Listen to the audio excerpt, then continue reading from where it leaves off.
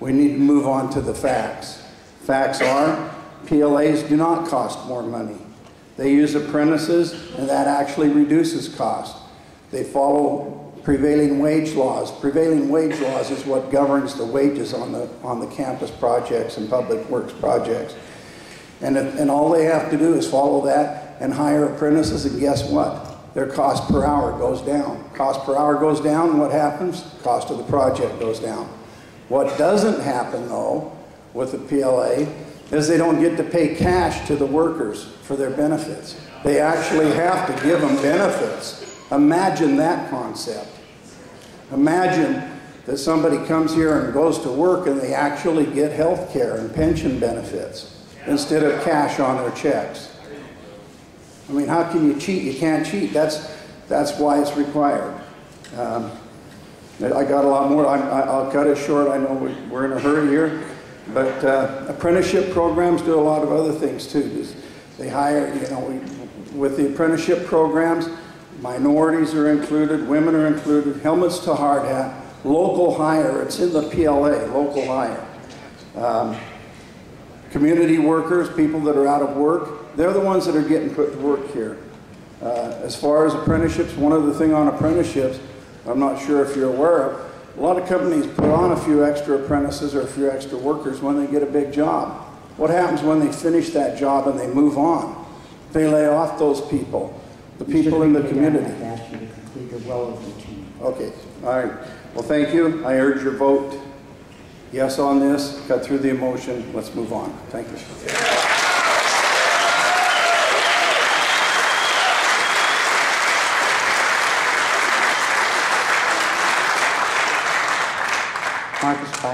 Good evening. As a member of IBW Local 440, I have worked on several projects that had PLAs, and they are a good thing. The labor management cooperation is excellent. There are no surprises. Everybody knows what they're getting into before they step onto the site. The wages are paid properly. That's guaranteed. There's no dangling of the carrot to give incentives to work harder because you know what you're going to get because it's already agreed to before you get there. The apprenticeship programs, they are not only state approved, but the graduation rates are unparalleled by most colleges and any other apprenticeship you want to talk to. You have a chance to pull from a large pool of highly skilled, highly trained local workers. PLAs work for the customers, the contractors, and for the workers. And unlike the guy with the cute t-shirt that doesn't live in this county, I live in this county, that he's always up here to oppose the PLAs that have nothing to do with him because he doesn't live here. I live here. I work in this county. The special interest group I represent are the workers and the residents of Riverside County. Thank you.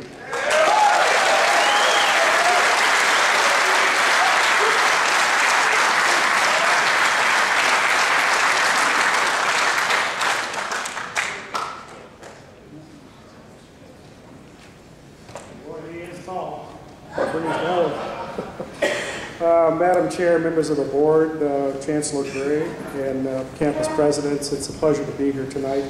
I hope one last time, not that I don't like anybody here, I just soon finish this one out. I'm Bill Perez, 11633 Victoria Avenue, born and raised in Riverside.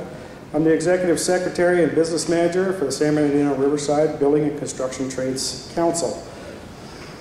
Over the past few months, I have had the pleasure and the honor of participating in the negotiations of the project labor agreement before you for decision tonight. I have 35 years in the construction industry, and the last 18 of those has been in labor relations. I participated in bargaining by a number of different names: win-win, mutual gains, positional, and even hardcore bargaining. I've now experienced a new form of bargaining, and I would call this community bargaining. Truly, I've learned and have a better sense of how a PLA works in the broader sense. I'd like to thank the board, the chancellor, my negotiating partner. There was never any of the across-the-table antagonism. This was really an agreement that came about with input from chancellor, board members, attorneys, Chamber of Commerce, contractors groups, and of course labor. Discussions were always productive, professional, and civil. As a result, this agreement now provides a solution to ensure continuity of project work, language that allows both labor management, union and non-union benefits to be paid, language that allows both unilateral and labor management apprenticeship programs to participate, language that clearly includes participation by union and non-union contractors, language that allows for core employees to go directly to the job site, not through a referral hall, for those that are not used to working through the referral system and referring unions, and a policy to increase local contracting and craft worker access to RCC projects. These are greatly enhanced opportunities. Under the helmets to hard hats, that is probably the single largest. It's too bad it always winds up at the back of the agreement, but that is the single largest benefit to all of us, union, non-union, in this community and in this country. So the helmets to hard hats should be the premium part here, and it works. And finally, labor management and apprenticeship training committees are part of this project labor agreement. Should this vote pass this PLA tonight, obviously my work is not done. We will continue to work on through the projects at all three fine campuses, Moreno Valley, Norco, and the Riverside campuses, on the Labor Management Committee and on the Apprenticeship Committee, in order to ensure harmonious cooperation between the parties. I would like to especially thank the Chancellor, the board members for the opportunity to participate in a very civil and intelligent fashion. Thank you. I would urge passage of the project labor agreement.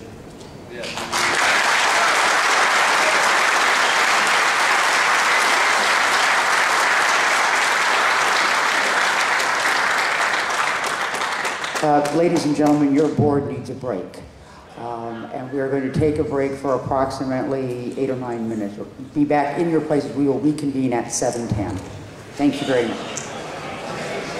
I'm sorry, 8:10. 7:10 on that clock, 8:10 by real live time.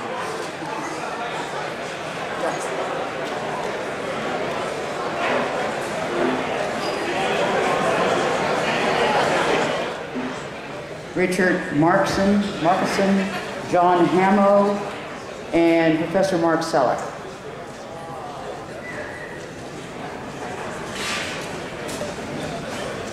Good evening. My name.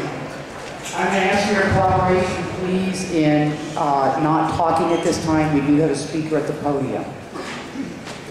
And if we could ask for the cell phones to be turned off, we keep hearing ringing throughout the various parts of the room. Thank you. Thank you, Mr. Kornthal.